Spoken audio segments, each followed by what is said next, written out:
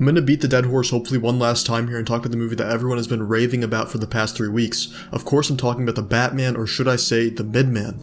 Okay, jokes aside, I did like the Batman and I think it's a solid entry to the franchise, but I still retain the opinion that this movie is overrated. I think a lot of factors make it so we're holding this movie in a higher regard than we should be, like recency bias and the fact that this is the first solid live-action Batman movie that we've gotten in literally a decade.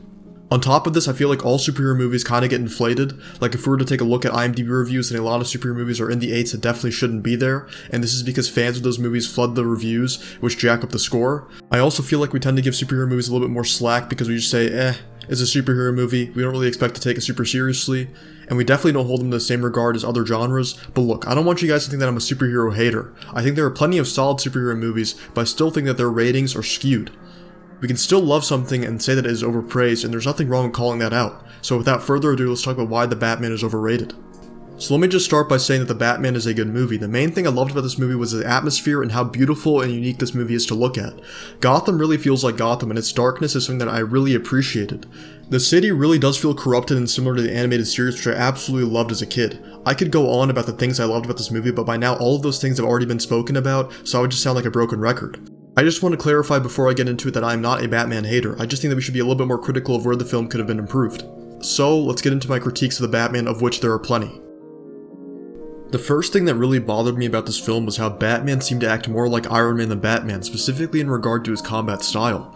Batman just runs into bad guys, and even if they have guns, he doesn't give a single fuck. This Batman, compared to the previous ones, does not feel stealthy at all. In fact, I can't remember a single time that Batman uses a smoke grenade or even a batarang in this movie, and he definitely has access to those even if it is only year 2, as we see that he has a batarang on his chest and he has grappling hooks already. Let's contrast this to Bale's Batman. We can see that in Batman Begins, Bale takes on large groups of criminals, but he does it with stealth.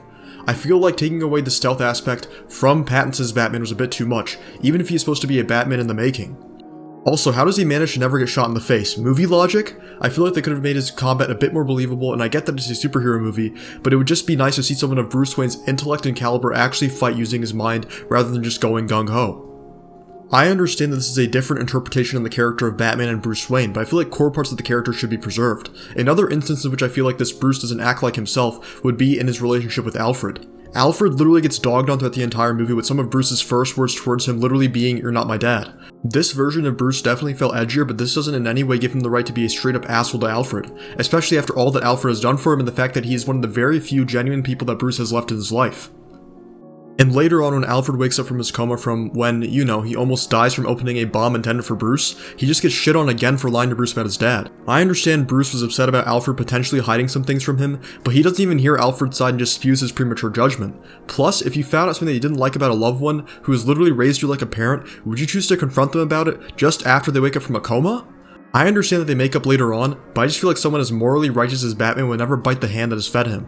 Another relationship that annoyed me was with Catwoman and Batman. Now, my primary gripe here is probably just my disdain for Hollywood constantly needing to romanticize relationships that don't need to include sex or kisses or physical affection, but okay, let's just say you want to have a relationship between Catwoman and Batman, then fine, just do it properly.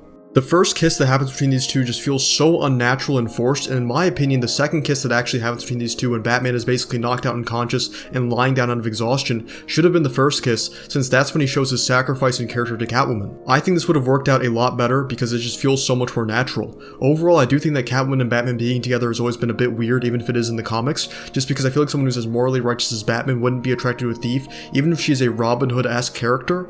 I always preferred the Rachel and Batman relationship in the Dark Knight trilogy, just because of how both share a common ground of having integrity and character, but my nitpick here is just that the first kiss was out of place. The last few things I said are a bit of a tangent. The next part of this movie that I would criticize is something that is a lot more fundamental, and that would be its plot. The issue here is that there is a lack of exposition for certain necessary plot points and devices. The prime example of this would be the Gotham Renewal Plan.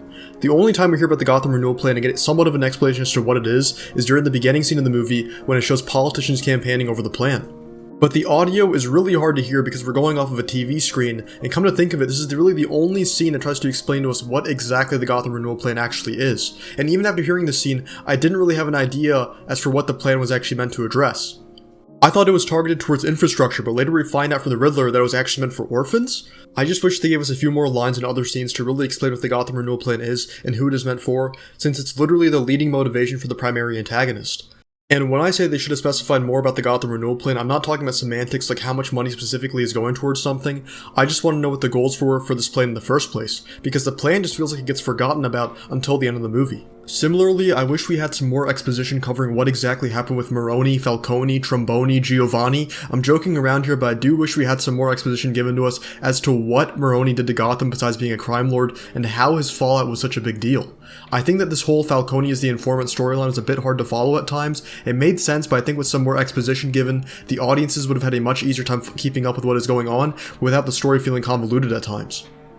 And look, I'm not being asked to be spoon-fed the plot points and information so I don't have to use any brain power. I love crime dramas and thrillers, but the problem with this movie is that it only provides the absolute bare minimum, or even less than that, of exposition for being a movie that is so centered around its crimes and scandals.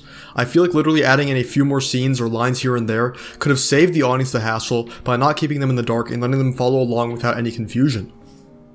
The last part of this movie that could have used more exposition was with the Riddler finding out or not finding out that Batman is Bruce Wayne.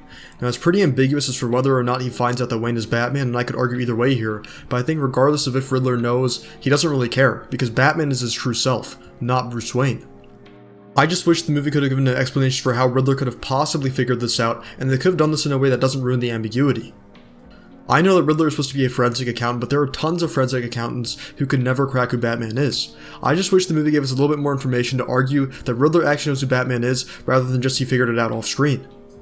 I know this is a big nitpick, but even in the Dark Knight trilogy, they showed us how Joker might have figured out who Batman is when he talks about how Batman took the immediate dive for Rachel, and then he infers that they have a relationship. Now, whether Joker actually knows is ambiguous as well, and just like the Riddler, he doesn't seem to care for Batman's real identity. My point here is just that I wish the Batman gave its audience a little bit more evidence to support a pathway in which Riddler could have deduced that Bruce is Batman, rather than making the argument pretty one-sided when it's supposed to be ambiguous. Also, while we were talking about Riddler, his motivation and character seem solid for the first 2 acts of the movie, but I feel like his character is a lot more disappointing in the final act of the movie, as we find out that Riddler's whole master plan that he's going to invoke after potentially finding out who Batman is that he's going to flood Gotham? That's it?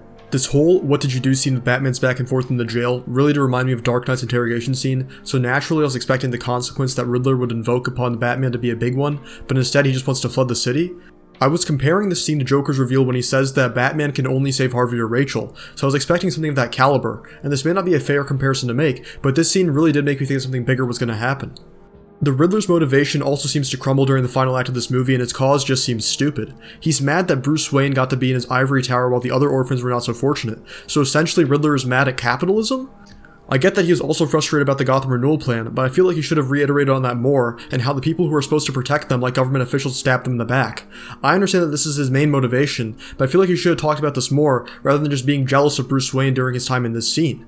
The final note on the Riddler is that he wants to flood the city, but then he wants to kill a politician who hasn't even committed any wrong yet, since she hasn't even served a day as mayor.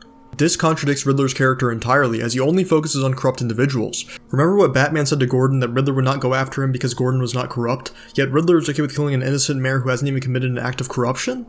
And also, for a villain who is so opposed to the rich and is supposed to be a genius, does it not occur to him that by flooding Gotham he'll really only hurt the poor people because the rich live on upper levels of buildings and won't be affected? Am I looking too far into this, or is Riddler just a fucking idiot? Speaking of Gordon and Batman, I like their scenes, but this is another nitpick that I have of this film, and that's the fact that the characters mumble.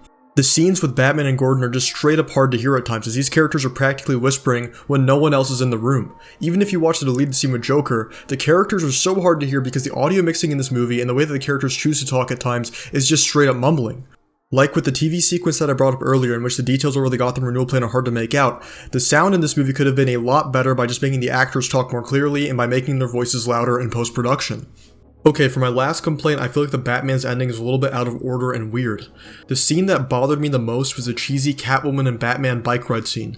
Look, I get I'm shitting on Catwoman a lot here, but this scene just straight up felt corny. I feel like had they ended with the Riddler and Joker scene, that would have been a much more powerful ending. It would be in line with Batman Begins ending with the Joker card, but I understand that Matt Reeves isn't entirely sure if he wants to add a Joker in the storyline yet, so not teasing Joker that much is perfectly fine. Either way, my main point here is that this last sequence of Batman and Catwoman riding off together then diverging felt really out of place and weak compared to the rest of the movie. I just wish they could have left us with something that gave us more impact and more to think about. Now that I've gotten my complaints out of the way, my overall thoughts on the Batman are that it is a very solid entry to the franchise. I do think that our recency bias is getting to us a bit, and that where it sits right now the movie is overrated, but look, I can't blame people for having a long honeymoon phase of this Batman movie because it has been more than a decade since we have had a solid live action Batman. But I do firmly believe that once our honeymoon phase is over with this movie, then we'll look at it a little bit more critically, but none of that takes away from its positives and unique takes on the character. Overall, I think the Batman is great, but when we compare it to other Batman films and say that this is the best one yet, well, that's just a blatant lie and testimony to this recency bias that I've been mentioning. Comparing the Batman to other live-action Batman movies, I would say that the Batman is the third best live-action movie, falling behind Batman Begins and The Dark Knight. I feel like if the Batman wants to enter the level of those first two Nolan movies, side note, I also think that The Dark Knight Rises is overrated, but I won't get into that here, then it needs to give us more substance and themes with less surface level scripts within its movies while making the plot less convoluted. The plot can be complex, that's perfectly fine, but the plot should be told in a way that allows the audience to fully follow along and analyze it. If I had to rate the Batman according to the IMDb scale, which I'm just using here because it's the most popular metric we have, then I would say this movie belongs in the mid to high 7s, which is not a bad score at all. I would give this movie anywhere from a 7.5 to a 7.7. I think its current rating of an 8.4 is disgustingly high, with that score making it equivalent to The Shining or even better than other movies like Pan's Labyrinth, Shutter Island, or No Country for Old Men. Now, before you go Will Smith on me, I just want us to remember that at the end of the day, this is my opinion, that we all have our own opinions and tastes. So while I may not like the Batman as much as you might, that's perfectly okay because these differing opinions and tastes are a great thing because they are why we have such a variety of cinema. That's all I have for this video. Thank you guys so much for watching. These videos take a while to make and I'm a small channel, so all the love and support that you guys provide really means a lot to me. If you disagree with me or think that I got something completely wrong, then please let me know in the comments below. If you have any other topics or ideas that you want me to cover, then please also let me know down in the comments. But other than that, I just want to say thank you again for watching one last time, and I genuinely hope that you all have a great rest of your day.